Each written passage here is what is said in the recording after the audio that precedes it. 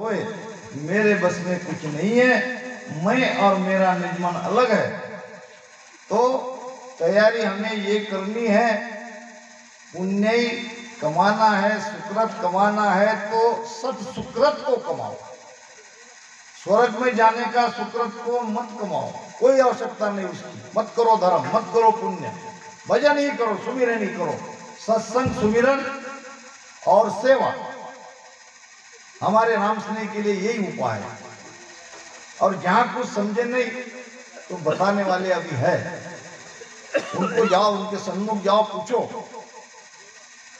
तो सत सुकृत की कमाई हमको करनी है, और सुषम वेद ही उसका उपाय है। सुषम वेद से ही ये कुदरत कला जगती है। और सुषम वेद में यानी श्वासा की विशिष्ट क्रिया में प्रेम से राम राम को रटन करते रहो, करते रहो। और एक समय ऐसा आएगा तो वो नाम क्या है, वो कुदरत कला क्या है, वो सत्सबद क्या है, आपके समझ में आएगा। निज नाम मुख में नहीं भूप आवे, ज्ञान गम शोध गत नाय पावे। तत्रूपी गुरु की दिल में हर भाई, निज नाम जाग्या शिष तन माई। निज नाम मुख में नहीं भूप आवे। मुख में आने का मतलब क्या है? मुख से इसका वर्णन किया नहीं जा सकता, ये सत्य है। और सत्य मुख से बोला नहीं जाता। चीन के कोई एक विद्वान संत थे, उन्होंने कहा सत्य की व्याख्या हो ही नहीं सकती, सत्य को समझाया नहीं जा सकता। क्योंकि अगर सत्य को समझाने का प्रयास करे तो उसी पल वो असत हो जाता है। सत्य केवल प्रकट हो सकता है। सत आता है सती में, सत आता है शरीर में, सत आता है संतों में। सती में शरीर में आने वाला सत 3 लोक का है, वो अगम देश का सत नहीं है। मगर वो सत आता है तभी वो जलने के लिए तैयार होती है। सत आता है तभी उसका मोह छूटता है। सत आता है तभी उसके भीतर वैराग आता है, और वो अपने पति के साथ पति के सिर को गोद में रखकर राम राम करते मर जाती है। तो यूं ही नहीं मरती, क्या उनको कोई माया खींचती नहीं? क्या उनके बच्चे छोटे छोटे, उनका आगे क्या होगा? दोनों माता पिता, हम तो शरीर छोड़ रहे हैं, हमारा बच्चे को क्या होगा? ये इसलिए नहीं आता कि उसके अंदर कुछ पल के लिए वो सत आता है। और शूरवीर में भी सत आता है, जब वो लड़ाई के मैदान में शस्त्र लेके उतरता है तो वो घर से निकलते ही अपनी पत्नी की मांग का सिंदूर पोंछ के चूड़िया को फोड़ के निकलता है कि क्या पता मैं वापस आऊं ना आऊं। ये ऐसे यूं ही कोई नहीं कर सकता, ये सत आने पर ही सब होती है। तो हमारे अंदर सत कब आएगा, ये सब हमको समझना पड़ेगा। कुछ न कुछ तो त्याग करना पड़ेगा। घर में बैठ के सब कुछ हो जाएगा ऐसा नहीं है। सत्संग सुननी पड़ेगी, भजन के बारे में ही सोचना पड़ेगा। अगर सालों से हम करते आ रहे हैं तो संतों को पूछना पड़ेगा कहाँ गलती हो रही है, क्या कमी रह गई है। क्योंकि बात तो आती है, सब धर्म चाड़ राम हम रटिया, नाव कड़ा नहीं जागी। ये क्या महाराज अपने लिए कह रहे क्या? ये हमारे लिए कर रहे हैं कि हमारे साथ भी ऐसा हो सकता है। हम भी सालों से राम राम रटन कर रहे हैं और ये कुदरत कला नहीं जगी है। तो ये विचार आना चाहिए। सत्संग का अर्थ वही है, ये आए, उत्सव हो गया और चले गए, भोजन प्रसाद करके नहीं, कुछ न कुछ यहाँ से लेके जाना चाहिए। और यहाँ मिलता है। सत्संग सारे भ्रम को खोलता है। तो महाराज कहते हैं कमियां जो हमारे भीतर है ये गुरु महाराज के ज्ञान से निकलती है।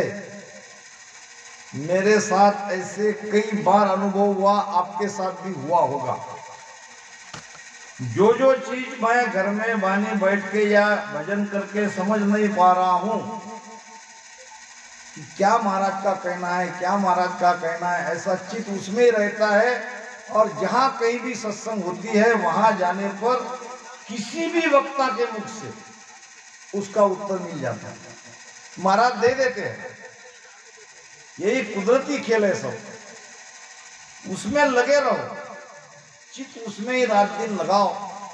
बहुत छोटा सा दृष्टांत याद आ गया कि ये कोई गाय चराने वाला लड़का था, रोज गाय को जंगल में ले जाता और दोपहर में पानी पिलाने के लिए नदी पर लाता और नदी के तट पर पेड़ था, पेड़ में गाय बैठ जाती थी और वो भी थोड़ा आराम करता था।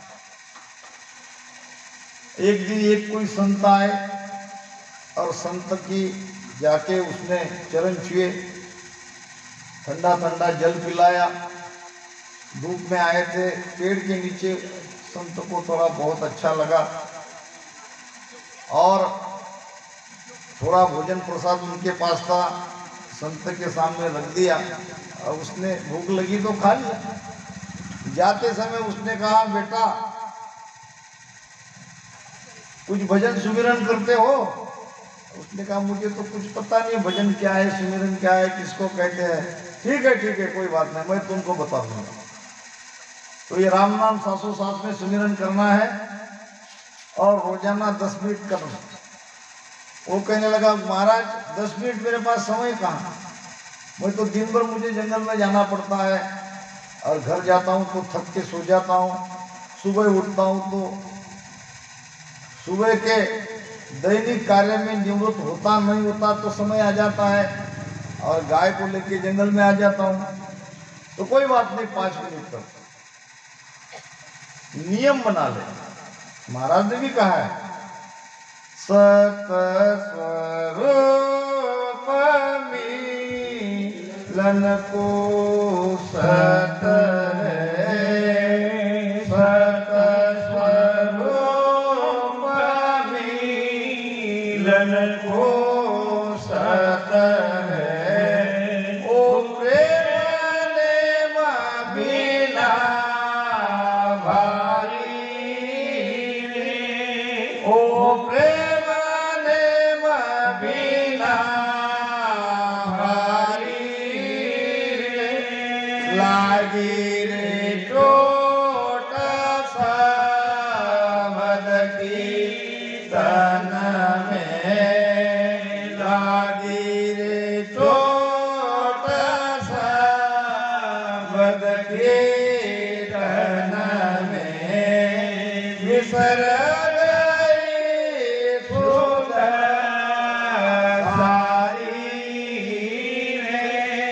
विसर गई सुध सारी रे, आनंद लोक तोरे बांधा वे हंस दासी, आनंद लोक तोरे बांधा वे हंस दासी। सतगुरु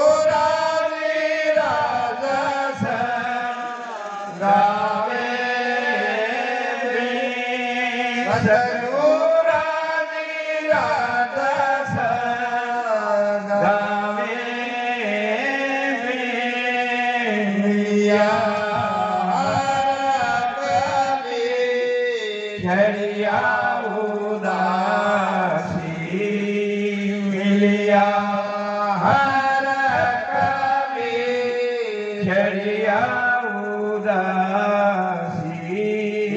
वो छिल छिल आवे में, वो छिल छिल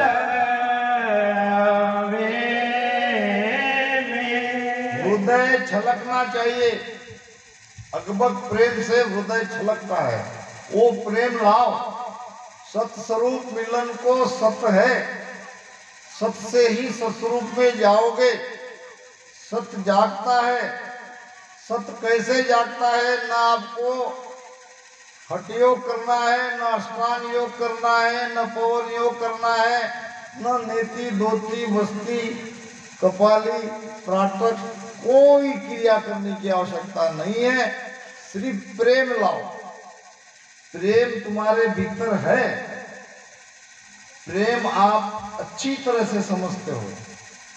जैसो प्रेम जगत सु तेरो, वैसो साहेब सु लावे वे। तो सुन तिरता बार न लागे, नाव तुरंत घट जागे वे।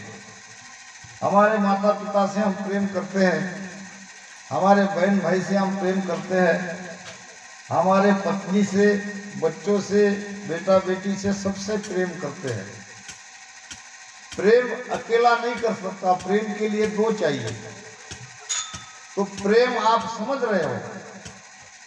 अब वही प्रेम संत पे लाओ। जैसो प्रेम जगत सु तेरो, वैसो साहेब सु लागे वे। अब साहेब तो दिख नहीं रहा है, वो तो निराकार है, मगर साहेब का एक प्रतिबिंब है सदगुरु के रूप में।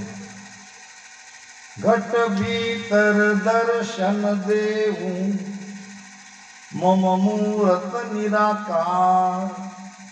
बाहर गुरु उपदेश दे, सो मेरो आकार। बाहर जो उपदेश देते हैं, कौन सा उपदेश? निरंतर जगाने का उपदेश देते हैं, निरंतर जगा देते हैं। वो गुरु मेरा आकार है। निराकार की सेव कर आकारी गुरु भाव। ये डायरेक्ट कला ऐसी प्रकट नहीं होती है, बीच में महाराज ने गुरु को लाके खड़ा किया है। सेवा तो मेरी करनी है, निराकार की करनी है, मगर भाव आपको आकारी पे रखना है। आकारी की सेवा नहीं करनी है, ये भी समझो। आकारी को सेविया, कोई माया की कोई आकार की सेवा नहीं करनी है, सेवा निराकार की करनी है। मगर ये निराकार की सेवा से निरंतर जब प्रगटेगा, जब आकारी का निजमन रिझेगा। आकारी का निजमन कब रिझेगा? आप उनको निजमन से समर्पित होगे तब, आपके अंदर वो प्रेम उमड़ेगा तब। आकारी को सेविया गर्भ ताप नहीं जाए, निराकार को सेविया छिन में देख बता। तो ऐसी ये भक्ति है, ऐसा ये भेद है, ऐसी ये सेवा है। सत्स्वरूप की प्राप्ति सत्य के बिना नहीं हो सकती। सत्य कैसे आता है? तो प्रेम से। अब प्रेम नहीं लग रहा है तो उसके लिए नियम बनाओ। जैसा ये संत ने कहा कि 5 मिनट तक रोज राम राम करो, और ये भोला था और इसने मान लिया। अब सुबह 6 बजे उठता था और 6 बजे से उसको चिंता होती थी, गुरु महाराज को वचन दिया है और 5 मिनट राम राम भजन करना है। 6 बजे से उसकी चिंता में चित्त उसका उसी में लगा रहता था। जल्दी जल्दी अपने सुबह के जो आवश्यक कार्य है उसको निपटाता। 2-3 घंटे उसको आराम से उसमें लग जाते थे। और सब कुछ होने के बाद वो भजन में बैठता था, भजन करता था 5 मिनट, मगर चित्त रहता था 3 घंटे तक उसी में। रोज उसकी दिनचर्या वैसी ही, 6 बजे उठना और वहीं से भीतर में चित्त में ये बात याद रखना कि जल्दी जल्दी मुझे काम निपटाना है, मुझे भजन करना है, मुझे सुमिरन करना है। ऐसे करते करते कई दिन बीत गए। एक दिन मर गया। अब मर गया तो सभी जाते हैं, वहाँ हमारा खाता है पाप पुण्य का, कर्म का लेखा जोखा पढ़ा गया। अब चित्रगुप्त ने कहा धर्मराज से, ये तो बड़ी पवित्र आत्मा है धर्मराज जी, ये तो रोज 3 घंटे तक सुमिरन करता है और सालों से इसने किया है, इसको तो अच्छी जगह मिलनी चाहिए। अब ये सुन रहा था 3 घंटे सुमिरन मैंने कब किया है? मगर दूसरे किसी के बारे में कहता होगा। फिर उसने पूछा कि चित्रगुप्त जी ये किसके बारे में बता रहे हो? अरे तुम्हारे बारे में बता रहे हो। मैंने 3 घंटे सुमिरन कब किया? मैंने नहीं किया, कहीं गलत शब्द लगने में आया। उसने कहा हमारे खाते में गलत लिखा नहीं जाता, हमारा खाता सही सही रहता है। तुमने ही रोज 3 घंटे का सुमिरन किया है। मैं फिर से कह रहा हूं, मैं तो केवल 5 ही मिनट भजन करता था। थोड़ी आवाज धीमी हो गई जब कह रहे तो चित्रगुप्त ने कहा तुमने 5 ही मिनट का सुमिरन किया, मगर 5 मिनट सुमिरन में तुम्हारा सारा चित्त लगा हुआ था कि कब वो समय मिले, कब वो समय मिले। बीच में काम भी तो तुम्हारे करने आवश्यक थे, तो जहां से तुम्हारा चित्त इसमें लगा वो सब इसमें जोड़ दिया गया। तो प्रेम ऐसे नहीं उमड़ता है, चित्त उसमें लगाओ, रात दिन चिंतन उसी के बारे में रहो कि ये कुदरत कला हमारे अंदर में कैसे जगे। पहले तो इसकी चिंता करो। अब एक बार जग जाए तो फिर भीतर के कमलों को धीरे धीरे छेदन करते करते जाओगे। अब निश्चिंत हो गए। अगर इसी जन्म में अमर लोग चले गए बहुत बढ़िया, नहीं गए तो भी कोई चिंता नहीं। तो ये सत्य सुकृत है और इसको यानी अपनाओ, ये सत्सुकृत ही आपके काम आएगा। लेत देत साचा नर बोले, बहुत जगह कहते हैं, बहुत जगह का हमारे परिवार में सभी बड़ी बड़ी सदस्य है। हमारे वकील साहब को मालूम है सब, वो कहते हैं कि भाई अच्छा रहना, अच्छा बोलना, किसी का बुरा नहीं करना, यही भजन है। और हम तो सब तरफ से ये काम कर ही रहे। मैं कहता हूँ, अब छोटा मुंह बड़ी बात क्या कहूँ, ये भजन नहीं है। ये ठीक है, जगत के लिए ये बहुत अच्छी बात है, मगर भजन सुमिरन कोई अलग चीज है। तो कोई व्यवहारिक सत्यता रखते हैं, रखना अच्छी बात है, हमें भी रखनी चाहिए। लेत देत साचा नर बोले, जिसका व्यवहार पवित्र है, जिसका आचरण शुद्ध है, वो तो अच्छा ही है, जगत में भी अच्छा है और परमात्मा से प्रेम भी करता है। तो उसके लिए क्या कठिन है। मगर इसी के आधार से अगर कोई रहता है, वो तो सत हद को कहिए नहीं अगम को होई, ये भी सत है। मगर ये सत है हद का, आपकी महिमा होगी आपके जाने के बाद। लेत देत साचा नर बोले, पण नहीं छाड़े कोई। राजा युधिष्ठिर सत्यवादी थे, उनकी महिमा आज भी होती है। जब कौरव पांडव का युद्ध प्रारंभ हुआ तो कौरव हार रहे थे, विजय की कोई उम्मीद नहीं थी। तो शाम को दुर्योधन गए अपने चचेरे भाई युधिष्ठिर के पास कि भैया ऐसे से तो हम हार जाएंगे युद्ध,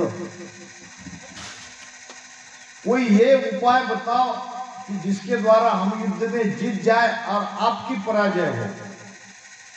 अब कोई अपने स्वयं के लिए गड्ढा खोदेगा नहीं खोद सकता, मगर सत्यवादी खोदेगा। राजा युधिष्ठिर सत्यवादी थे, उन्होंने उपाय बताया और ऐसा जबरदस्त उपाय बताया, बीच में भगवान कृष्ण नहीं होते तो उसी दिन हार जाते। क्या उपाय बताया? उपाय बताया माता गंधारी की पट्टी खोलने का। वो अंधी नहीं थी, उनके पति धृतराष्ट्र अंधे थे। और पति अगर जगत नहीं देख रहे तो मुझे भी जगत को नहीं देखना है। अपने पति पे निष्ठा थी तो उसने भी अपनी आंख पे पट्टी बांधी। अब ये द्वापर युग की बात है, द्वापर युग में आयु भी बहुत रहती थी। तो इतने वर्षों से आंख पे पट्टी बांधने के बाद उनकी आंख में एक जबरदस्त तेज वहां था। तो युधिष्ठिर ने कहा, माता गंधारी के सामने जैसे पैदा हुए हो वैसा खड़े हो जाओ और माता जी को आग पर की पट्टी खोलने को लगाओ, आपका शरीर वज्र का बन जाएगा और शरीर वज्र का बनने के बाद आपको कोई पराजित नहीं कर सकेगा। अब ये उपाय बता दिया, आपने हाथ से अपनी कब्र खोद ली। अब ये तो बीच में भगवान कृष्ण मिल गए, क्योंकि वो जैसा पैदा हुए थे वैसे ही निर्वस्त्र अवस्था में अपने माता के महल में जा रहे थे। बीच में भगवान कृष्ण ने कारस्तान किया। कहा कि दुर्योधन जी कहाँ जा रहे हो? तो कहने लगे कि माता के पास, उनकी पट्टी अभी खुलने वाली है। जब माता मुझे देखेगी तो मेरा शरीर वज्र का हो जाएगा। किसने बताया? धर्मराज युधिष्ठिर ने। ओहो, तुरंत उसने कहा कि भाई माता के सामने जा रहे हो, थोड़ी लाज लज्जा, थोड़ी शर्म, कम से कम कमर पे तो थोड़ा कुछ न कुछ लपेट के जाओ। कहते कि वहां पेड़ के पत्ते लपेट लिए और गए माता जी के पास। माता गांधारी ने कहा, आए बेटा, जैसा कहा वैसे आए, निर्वस्त्र हो? हाँ मां। पट्टी खुली तो एक क्षण में देखते ही सारा शरीर वज्र का, मगर इतना रह गया कच्चा। और वहीं पर भीम ने गदा मार के दुर्योधन का वध कर दिया। सत्य तो ये भी है, सत्य तो युधिष्ठिर के पास भी था। क्या हुआ? स्वर्ग तक गए सभी पांडव, स्वर्ग में नहीं गए, एक युधिष्ठिर ही गए। महाराज ने कहा है, सतसुसी समदायो काने, मदायो काने, पांडु गया सब जाई हो, पांडु गया सब जाई हो। सतरकी बात मेरो साधु, मेरो साधु, सत सबद खेलो,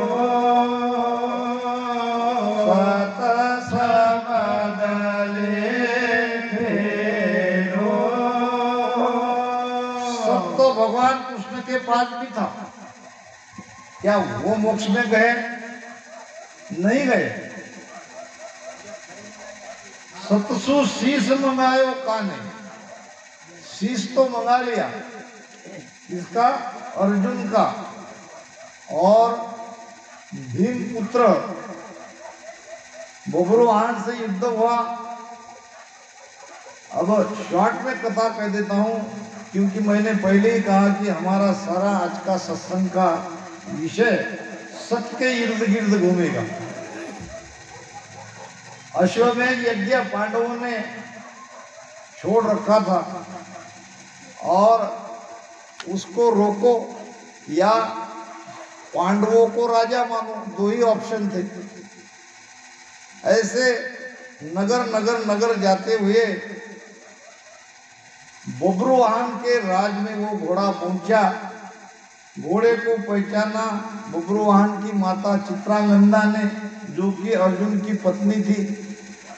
बेटे को कहा, बेटा तुम्हारे पिता का घोड़ा है, इसकी सेवा करो। अब घोड़े को सेवा करने के उद्देश्य से पकड़कर बांध लिया, पीछे पीछे फौज आई पांडवों की। और फिर अर्जुन भी आया और भीम पुत्र भी आया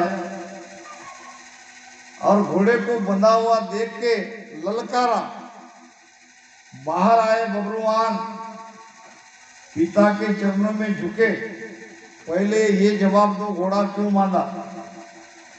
उसने कहा, मैं बब्रुवाहन हूं, मेरी माँ का नाम चित्रांगदा है, मैं आपका ही बेटा हूं। अर्जुन ने उसके छाती पर लात मारी।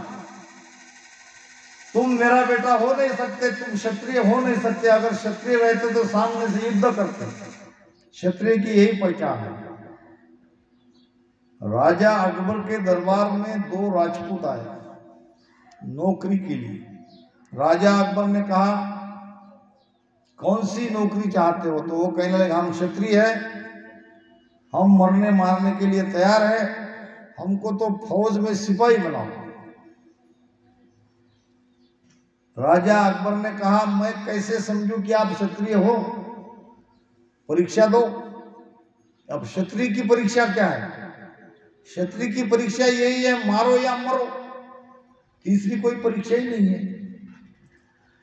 तो आजू बाजू में देखा कोई लड़ने वाला नहीं है। बादशाह को कहा परीक्षा के लिए हमको कोई योद्धा चाहिए। तो बादशाह अकबर ने कहा तुम दोनों योद्धा नहीं हो क्या? तुम दोनों अपने अपने ऊपर परीक्षा करो। अब दोनों को भिड़ा दिया। बादशाह अकबर बहुत चतुर थे। ऐसे ही सारे योद्धा मर गए। दोनों को भिड़ा दिया, दोनों युद्ध करने लगे। और फिर शस्त्र पे बात आई। अपना शस्त्र इसने भाई के पेट में घुसा दिया और इसने उसके पेट में, दोनों ही मर गए। क्षत्रिय ऐसे ही रहते हैं। तो अर्जुन ने कहा अगर तुम मेरे पुत्र हो तो मुझसे युद्ध करने के लिए तैयार हो, नहीं तो कायर मेरा बेटा हो नहीं सकता। तो फिर बब्रुवाहन भी तैयार हो गया और ऐसा घनघोर युद्ध हुआ, उसमें अर्जुन का मस्तक धड़ से अलग हो गया, भीम पुत्र का मस्तक धड़ से अलग हो गया। फिर इधर उधर से सब रोना पिटना शुरू हो गया। चित्रागंधा भी आई और अपने बेटे को कोसने लगी, मेरा सुहाग तुमने उजाड़ दिया। तो फिर भगवान कृष्ण आए। भगवान कृष्ण ने कहा कोई बात नहीं, जीवित हो सकते हैं, मगर अब इसके लिए अमृत चाहिए। तो 700 शीश मंगायो काने। अब अमृत लाने के लिए पाताल में जाना पड़ा। उल्पी नाम की एक रानी थी, अर्जुन की शेषनाग की कन्या थी, और वहां अमृत था। अब संदेशा मिलते ही बाण मारा गया नीचे पाताल में, और वो चिट्ठी उल्पी ने पढ़ ली और तुरंत अपने पिता को कहा कि मेरे पति के लिए बहुत जल्दी अमृत चाहिए।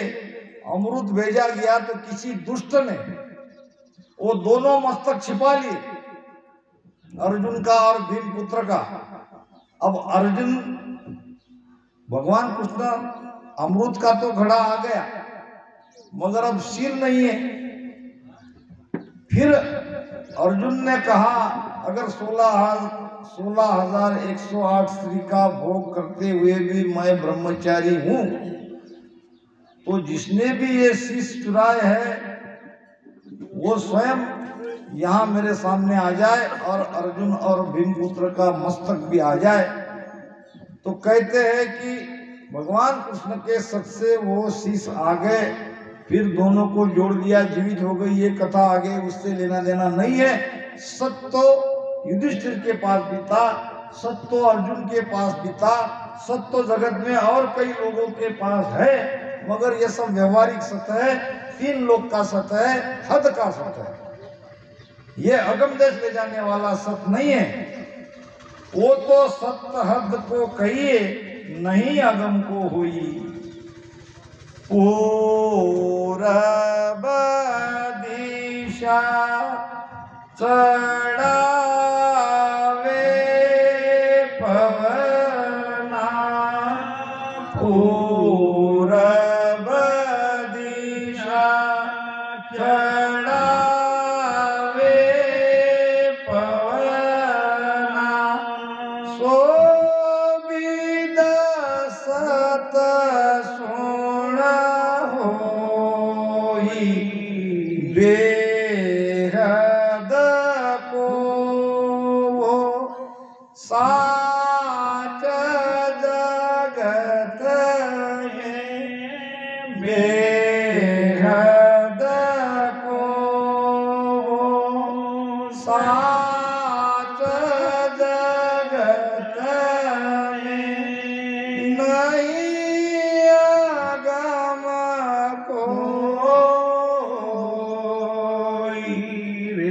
पार